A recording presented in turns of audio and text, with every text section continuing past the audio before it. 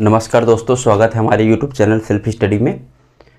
पिछले लेक्चर में हमने मध्य प्रदेश की सीरीज में मैप सीरीज में बात किया था कि किस प्रकार से मध्य प्रदेश को फिजिकल डिवीज़न में डिवाइड किया गया है। आप आशा करते हैं आपने उस वीडियो को देखा होगा। अगर नहीं देखे हैं तो एक बार जाके प्लेलिस्ट में चेक करेंगे, उसमें आ जाएगा। ठीक है, भौतिक विभाजन। तो उसके बाद मेरा जो मोटिव है इन क्लास को लेने का, वीडियोज़ बनाने का, कि आपको एक मैप के थ्रू डेवलप हो जाए क्या मध्य प्रदेश का मैप बनाने का, और एक पूरा संरचना और आपके खाका जो है आपके माइंड में खींचता चला जाए। और अब फिर उसके बाद जब चीज़ें पढ़ेंगे, अब फैक्ट वगैरह कवर करते रहिए, लेकिन आपको समझने में बहुत आसानी रहेगी, ये मैं दावा कर सकता हूँ। तो आज उसी कड़ी में हम लोग बात कर लेंगे। हम लोगों ने बात कर लिया कैसे जिलों को लोकेशन मिला, उस लोकेशन के बाद आज फिर हमने फिजिकल डिवीज़न की फिर बात कर लिया था। और आज हमारा जो टॉपिक है कि अब किस प्रकार से जो इस लैंड में, इस स्थल में बहुत सारी चीज़ें होती हैं, जैसे माउंटेन हो गए, फॉरेस्ट हो गए, रिवर्स हो गए। ये जो संसाधन है, मतलब प्राकृतिक संसाधन है या फिर नेचुरल रिसोर्सेस है, ये कहाँ कहाँ अवेलेबल है, कैसे अवेलेबल है। तो आज हमारा जो क्रम रहेगा कि मध्य प्रदेश में जितनी श्रेणियाँ हैं, मतलब पर्वत श्रेणी है, माउंटेन है, वो कहाँ कहाँ उनका एक्सटेंशन है, कहाँ कहाँ पर विस्तार है, तो वो एक आपके दिमाग में आज मैं खींचना चाहता हूँ, ड्रा करना चाहता हूँ कि उसको आप समझ लीजिए, जिससे आपको पढ़ने में बिल्कुल परेशानी नहीं होगी। और यही जो पर्वत हैं, श्रृंखलाएँ हैं, ये आपका डिसाइड करेंगे क्या, रिवर्स, क्योंकि आप सीधा उससे कनेक्ट कर पाओगे। जैसे पर्वतों का ढाल रहेगा, वैसे ही रिवर्स का फ्लो रहेगा। तो आज हमारा क्या है टॉपिक, माउंटेन। ठीक है, तो माउंटेन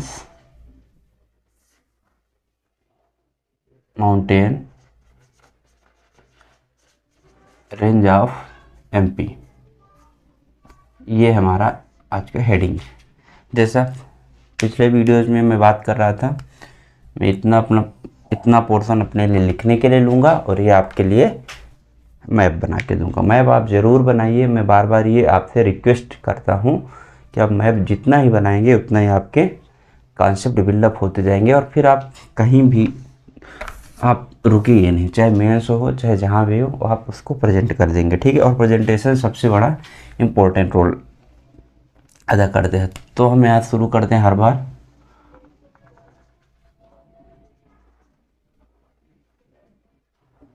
ये हमारा, अब तो शायद आप लोग को मैप बनाना आ गया होगा, जिस तरह हम बनाते हैं।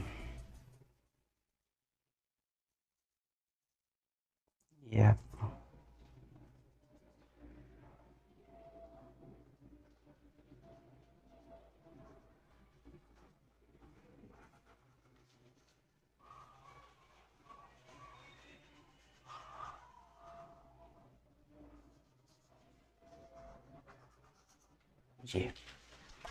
मैप ठीक है, कोई समस्या नहीं।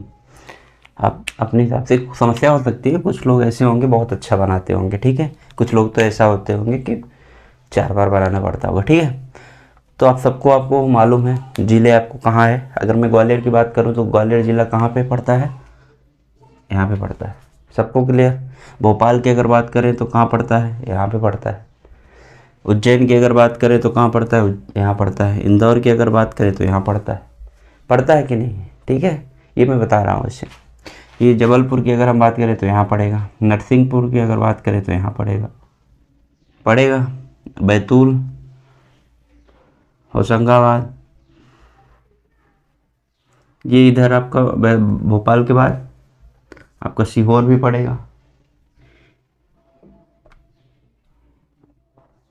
और कौन सा, मान लीजिए आपको दमोह बोला जाए तो आप फट से कहाँ लगाएंगे, यहाँ कहीं आसपास। कटनी बोला जाए, कटनी अगर बोला जाए तो आपको कहाँ पड़ेगा, जबलपुर को आप यहाँ कर दीजिए, यहाँ कटनी है। उमरिया की बात करें तो उमरिया भी यहीं कहीं पड़ेगा। पन्ना एकदम किनारे में पड़ेगा।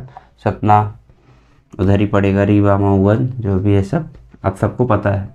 ठीक है, मैं इसलिए बता दे रहा हूँ कि मैंने बॉर्डर बताए थे, और बीच में कहीं आपको ये ना हो जाए कि नहीं नहीं मालूम है हमको। तो ये ठीक है, 1 2 3 4 5 6 7 8 9 10 11 12, यही बता दिए, 6 ज़िले और बचे हैं। ये सब आपको मालूम ही हो जाएगा। इंदौर और उज्जैन के बीच में यहाँ देवास भी पड़ता है। ठीक है, तो ये ज़िले आंतरिक वाले हैं, यहाँ पे पढ़ते हैं। आप उनको अच्छे से मैप में देखिएगा, वो बहुत बड़ा इशू नहीं है और बहुत बड़ा चैलेंज भी नहीं है आपके लिए, मैं ये मान के चलता हूँ। ठीक है, तो इनको मैं लिखा रहने दूँ। ठीक है, ये मिटा देता हूँ। ठीक है, अब हमारा क्या टॉपिक है, माउंटेन रेंज। अब जो हमारा ये मध्य प्रदेश है, थोड़ा सा अगल बगल की बात कर लेते हैं। तो यहाँ से कहाँ से कहीं से आती है हमारी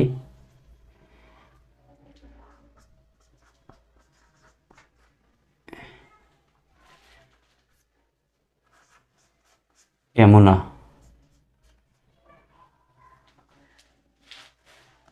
ठीक उधर है आपका यमुना रिवर।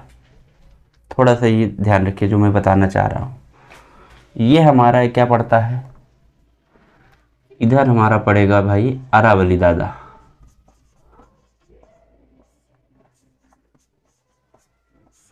अरावली दादा मीन्स अरावली पर्वत। दादा हम क्यों बोलते हैं, क्योंकि अरावली सबसे पुराना पर्वत है हमारे देश में। ठीक है, और वो धीरे धीरे समाप्त भी होता जा रहा है, क्योंकि रेगिस्तान में है।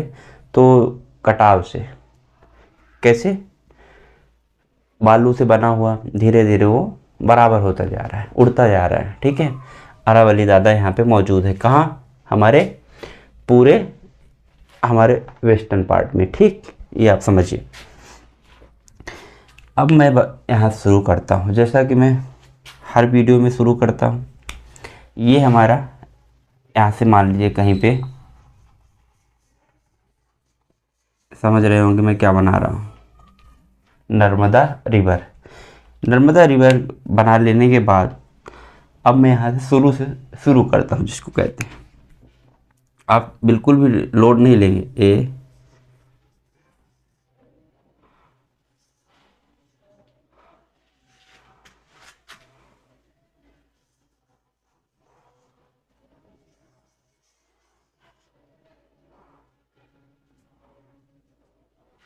अब मैप में ध्यान ये रखिएगा, अगर मैंने एक लाइन बनाई है तो उसका मतलब एक लाइन मतलब तो उतना ही पोर्शन नहीं है, वो आपका 500 किलोमीटर 300 किलोमीटर भी हो सकता है।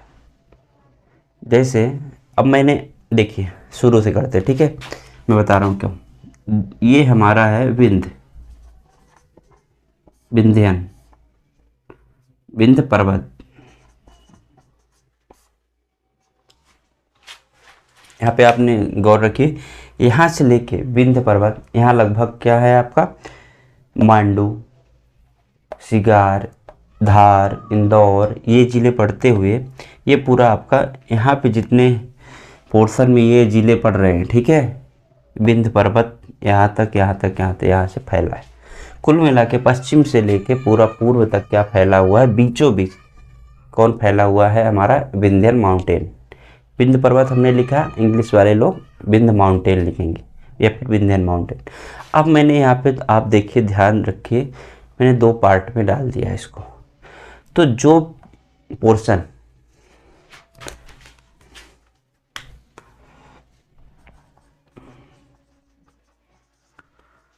पोर्शन आपका ऊपर की तरफ गया है, उत्तर की तरफ गया है, फिर नॉर्थ ईस्ट की तरफ गया है, उसको हम भांडेर कहते हैं। और जो ये पर्वत श्रृंखला है हमारी,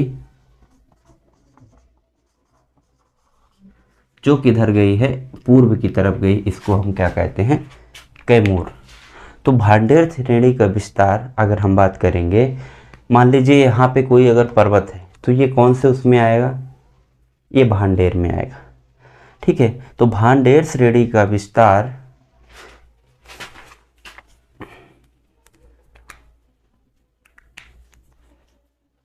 हमारे बुंदेलखंड एरिया में है।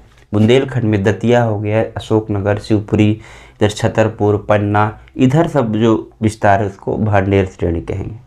और यही जो विंध्याचल है कैमूर श्रेणी की तरफ चले जाएंगे।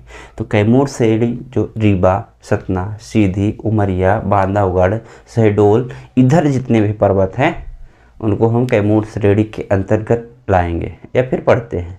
और इनको ये सब पूरा कितना पार्ट है इसका, विंध्य का। तो ये समझ में आया होगा, इतना आप विंध्य के बारे में जानिए बस। कभी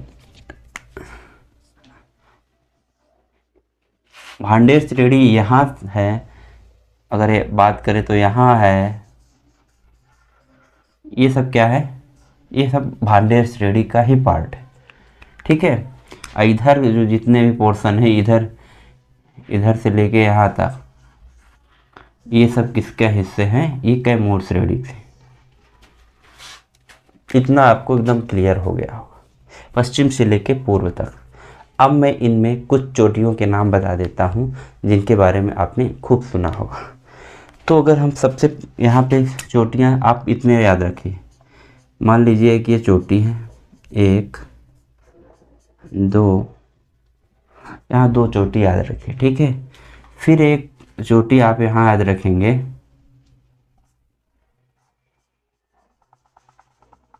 ये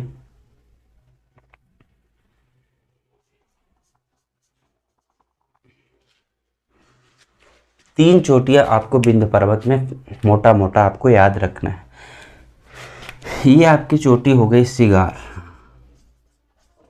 सिगार चोटी आपके इंदौर जिले में पड़ती है, जिसकी ऊंचाई अगर कभी पूछा जाए तो 881 मीटर ऊंचाई पे। अभी आपको बिल्कुल ध्यान ही नहीं देना है, अभी मेरा केवल आपका फोकस होना चाहिए कहाँ पे कौन सी चोटी पाई जाती है, कौन सा पर्वत पाया जाता है। तो सिगार 881 एक चोटी यहाँ पे, और उसके साथ याद कर लीजिए धजारी। सिगार और धजारी किधर हैं, ये भी इंदौर के ही उसमें है, ठीक है। जाना पाव पहाड़ी जो आपने नाम सुना होगा, जहाँ से चंबल वगैरह नदी निकलती है, तो ये वही एरिया है आसपास का, ठीक है। उसके बाद यहाँ चलते जाइए तो यहाँ उज्जैन पड़ता है, सीहोर पड़ता है, और शाजापुर डिस्ट्रिक्ट, राजगढ़, इधर के पूरे पोर्शन में। तो यहाँ आपको पता है कोई भी ऐसा पर्वत श्रेणी या फिर श्रृंखला नहीं है जिनका हम वर्णन कर सके। यहाँ आप पहुँचेंगे एक दमोह, ये ध्यान रखिए, इसको बोलते हैं सद्भावना, सद्भावना चोटी। अंग्रेजी हिंदी में भी आप लिखेंगे इसको सद्भावना चोटी, या फिर इसी का नाम होता है गुडविल, ठीक है। ये कहाँ आपका पड़ता है, दमोह जिले में। आप इसको कोष्टक में लिख लीजिए दमोह। इसका जो ऊंचाई है 752 मीटर, 752 मीटर। मैं ये क्यों बता रहा हूँ, कभी आपके एग्जामिनेशन में पूछा जाए विंध्य पर्वत में कौन से सबसे ऊंची चोटी इधर है, तो 752, ठीक है। इसको अगर कहा जाए कि ये भांडेर में पड़ता है कि उसमें, तो भांडेर पर्वत में पड़ता है, ठीक है। फिर उसके बाद हम बात करेंगे ये इधर कैमूर वाले पोर्शन पड़ता है। कुछ लोग भांडेर भी कह सकते हैं, लेकिन एक भांडेर श्रेणी में अगर हम बात करें तो सबसे बड़ी ऊंची चोटी है जिसको कहते हैं सिद्ध बाबा। सिद्ध बाबा कहाँ पड़ते हैं, तो सिद्ध बाबा की चोटी हमारे छतरपुर में पड़ती है, सिद्ध बाबा। एकदम क्लियर है, विंध्य पर्वत में सिगार, धजारी, सद्भावना चोटी, सिद्ध बाबा, ये आपको प्रमुख याद रखना है। अब हम उधर कैमूर श्रेणी में जाएंगे। तो कैमूर श्रेणी में आप यहाँ पहुँचेंगे जब, तो 2 आपने मैहर का नाम सुना होगा, मैहर जो कि सतना, और चित्रकूट ये भी सतना में पड़ता है। ये आपकी कैमूर श्रेणी में क्या पढ़ते हैं, 2 बड़ी बड़ी चोटी पढ़ती हैं, मैहर और चित्रकूट। त्रिकुट पर्वत में चित्रकूट स्थित है, ठीक है। इतना आपको एकदम क्लियर, यहाँ से आपको समस्या नहीं होनी चाहिए, मुझे ऐसा लगता है। आप इसको भूल जाइए, फिलहाल एकदम से भूल जाना है, कुछ याद ही नहीं रखना है। अब हम लोग अब यहाँ से आपको पता चल गया होगा जब यहाँ पर्वत है तो इधर की ओर ढाल होगा और उधर की ओर ढाल होगा। तो यहाँ से जितनी भी नदियाँ निकलेंगी तो ज़्यादातर कहाँ जाएंगी, उस तरफ जाएंगी। ये क्लियर हो गया आपको। और कुछ जो इसके इस पर्वत के इधर निकलेंगी वो नदियाँ इधर आके ये नर्मदा नदी मेन में मिल जाया करेंगे। अब मैं एक यहाँ पे और ड्रा कर रहा हूँ, ठीक है। ये हुआ, ये हुआ,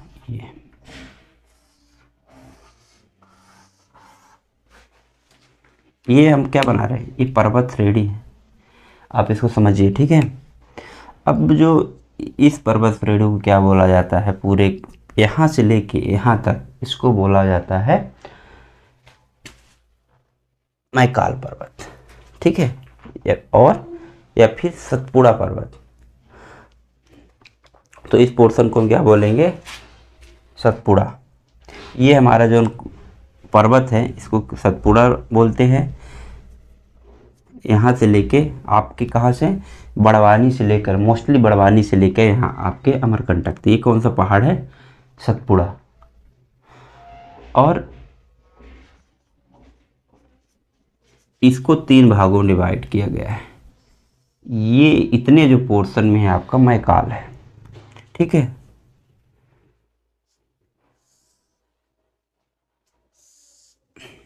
अब देखिए यहाँ से हमने 3 हिस्से बना दिए। 3 हिस्सों में सतपुड़ा श्रेणी को डिवाइड किया। इसको इधर के जो ये हिस्सा है बुरहानपुर तक, इसको क्या बोलते हैं, राजपीपला। राजपीपला, राजपीपला आते हैं, इसमें चूलगिरी आती है। इसको कुल मिला अगर कहा जाए तो पश्चिमी जो सतपुड़ा है उसको क्या कहते हैं, राजपीपला की पहाड़ियाँ, चूलगिरी की पहाड़ियाँ, अखरानी की पहाड़ियाँ। इसमें ये सब चोटियाँ हैं, ठीक है, ध्यान रखिए आप लोग। ये आपके किधर, आपके पूर्वी सतपुड़ा इसको बोलते हैं, पूर्वी सतपुड़ा में। अब जब पूरी सतपुड़ा में राजपीपला यहीं पड़ेगा, चूलगिरी की पहाड़ियाँ पड़ेंगी, अखरानी की पहाड़ियाँ पड़ेंगी, बड़वानी की पहाड़ी पड़ेंगी। ये सब ये पूर्वी सतपुड़ा की मैं बात कर रहा हूँ, इतना आप इसमें ध्यान रखें। ग्वालीगढ़ पड़ेगा, ग्वालीगढ़ कहाँ पड़ेगा, बैतूल में, ग्वालीगढ़ पड़ेगा। ये आप इधर इतने, ये पूर्वी सतपुड़ा में इतनी सारी पहाड़ियाँ पड़ेंगी जिनको आपको ध्यान रखना है, ठीक है। कोई दिक्कत तो नहीं। बुरहानपुर तक, दर्रे तक मोस्टली ये पड़ती है, कुछ पोर्शन यहाँ बैतूल तक जाता है जो ग्वालीगढ़। अब आपका आया क्या, ये मध्य वाला सतपुड़ा, ये बहुत ज़्यादा इम्पोर्टेंट है और ये भाग सबसे ज़्यादा ऊंचा है। इस सतपुड़ा में भी सबसे ज़्यादा भाग कौन सा ऊंचा है, यहाँ पे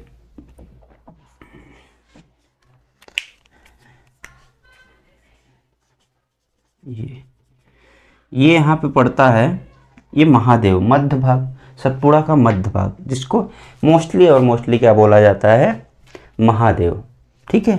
तो ये महादेव पर्वत है। महादेव पर्वत के अंदर एक चोटी है, अंदर नहीं सॉरी ऊपर, जिसको हम क्या बोलते हैं, धूपगढ़। ये क्या है, धूपगढ़। ये आप इम्पोर्टेंट है, ये 1350 मीटर है। इसको आप बहुत विशेष ध्यान रखेंगे। कहाँ, होशंगाबाद में पड़ती है, ठीक है। कौन से पर्वत में, महादेव पर्वत में। आप ये यहाँ पे समझिए, ये कौन सा है, महादेव।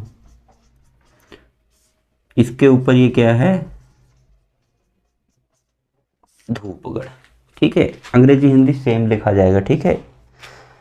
तो ये आपका धूपगढ़ की पहाड़ी पर। तो यहाँ आपको राजपीपला, चूलगिरी, अखरानी, बड़वानी, ग्वालीघाट, ये सब आपका पश्चिमी उसमें पड़ेगा, सतपुड़ा में पड़ेगा। बीच वाले मध्य में पड़ेगा धूपगढ़ की चोटी, मेन प्रमुख महादेव के ऊपर। चौरागढ़ भी आएगा, धूपगढ़ भी आएगा, और उधर जितने भी छिंदवाड़ा, सिवनी उस तरफ जो आएंगे तो उसको क्या बोलेंगे, ये सब पहाड़ियाँ बोले। नंदीगढ़ आएगा। कौन कौन सा, यहाँ पे थोड़ा सा आप लिख ही लीजिए, जैसे इसमें लिखा है ना आपने, इसमें भी लिख लीजिए। नंदीगढ़, धूपगढ़, चौरागढ़, ये आप प्रमुख रूप से इतनी सारी पहाड़ियों के नाम लिखेंगे। पीलीभीत लिख लीजिए, पीलीभीत। इतनी पहाड़ियाँ आप पूरा इस वाले पोर्शन में, मध्य वाले पूरा पोर्शन में आप इनको मेंशन करेंगे। इतना आपको क्लियर है। अब ये जो आपका यहाँ से लेके यहाँ काट दीजिए, कटा नहीं है, हम समझने के बात कर रहे हैं। ये बोला वाला पोर्शन है सिवनी से लेके आपके अमरकंटक तक, जो इसका एक्सटेंशन है, इसको हम मैकाल रेंज बोलते हैं। मैकाल रेंज, इसमें सबसे हाईएस्ट जो चोटी है आपकी अमरकंटक। बस इसको आपको याद रखना है, उसके अलावा इसमें विशेष कुछ है नहीं, ठीक है। अमरकंटक की पहाड़ियाँ हैं। किरार घाटी आपने नाम सुना होगा, मध्य प्रदेश और छत्तीसगढ़ के एक विवाद पड़ता है, इसमें लिख ही लीजिए। कौन कौन सी लिख लेंगे, किरार घाटी, किरार, अमरकंटक। इस कभी एग्जामिनेशन में ऐसे आएगा कि कौन से उसमें पड़ता है, तो मैकाल रेंज में पड़ता है। ये कौन सा है, सतपुड़ा या फिर महादेव पर्वत श्रेणी। ये इधर कौन सा है, पश्चिमी सतपुड़ा या तो राजपीपला की पहाड़ियाँ। किरार घाटी हो गया आपका। अचानक मार का आपने नाम सुना है, इसको बायोस्फीयर रिजर्व में शामिल किया गया है, ये भी अमरकंटक में ही प्लेस है, ठीक है। तो ये इतना हो गया आपके मैकाल रेंज में, ठीक है। I hope. और जो ये है ना, ये मैकाल रेंज का जो ये शेप है ना, अगर आप ध्यान से देखा जाएगा तो इसको क्रिसेंट शेप बोला जाता है। कभी एग्जामिनेशन में आपका है क्रिसेंट,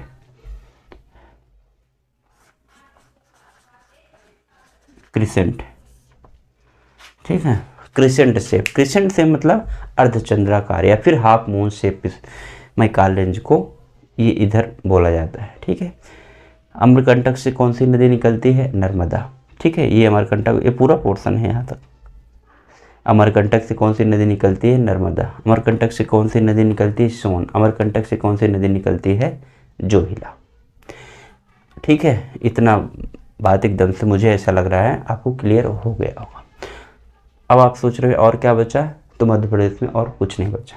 मध्य प्रदेश में पहाड़ियों के नाम पर केवल और केवल इतना है।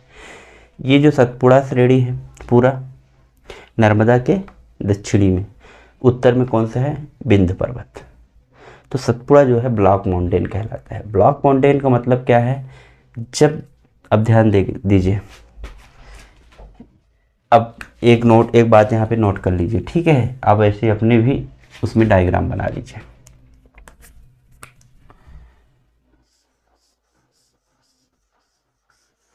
ठीक।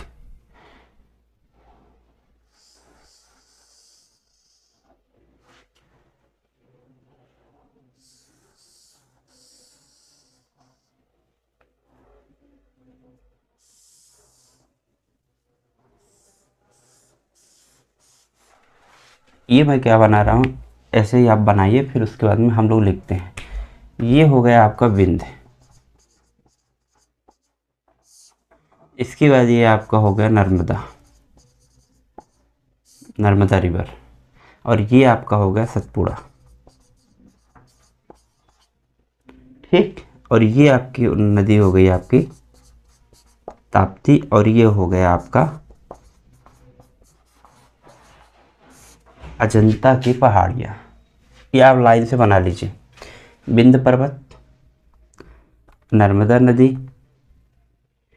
नदी को ऐसे बना देते हैं, ये ऐसे फ्लो करती, ठीक है।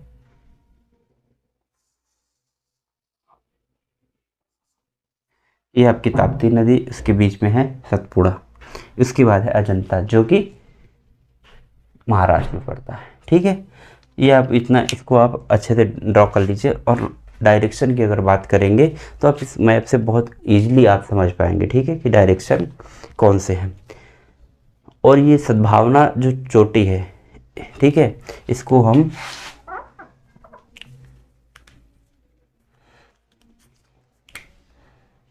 हम भांडेर की सबसे ऊंची चोटी मानते हैं, ठीक है।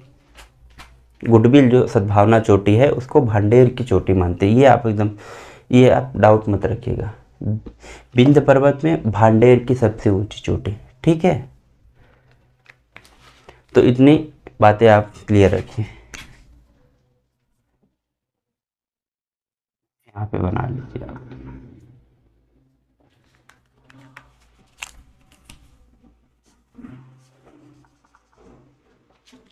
जो कि पड़ता है आपका दमोह में।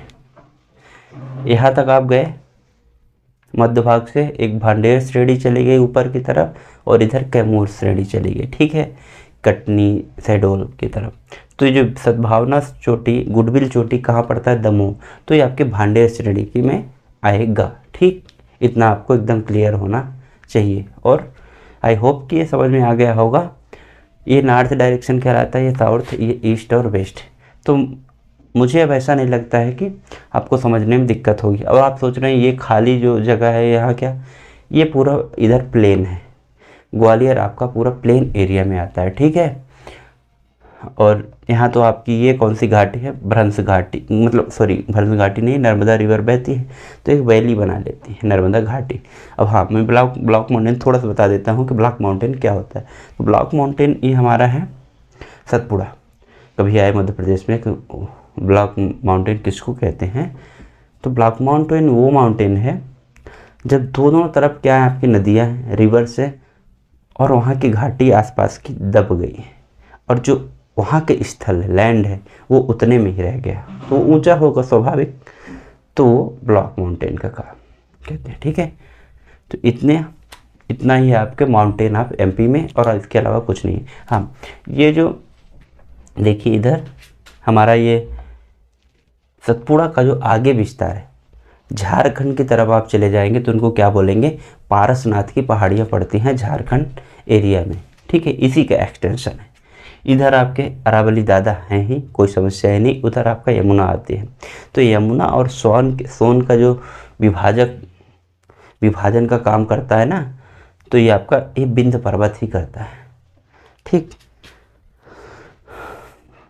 तो बस इतना ही है, ज़्यादा है नहीं, लोड नहीं लेना है। अब आप पढ़िए, उसके बाद आपको खूब समझ में आएगा, ठीक है। तो देखते रहिए वीडियो को, और जिस भी टॉपिक में और वीडियो चाहिए तो हम बनाते रहेंगे। अभी हमारा फ़िलहाल फोकस रहेगा क्या, इसमें ही वीडियो पे काम करना है और आपको मैप सिखाना ही सिखाना, ठीक है। तो ठीक है, तब देखते रहिए आप वीडियो को। तब तक के लिए आप नमस्कार, जय हिंद।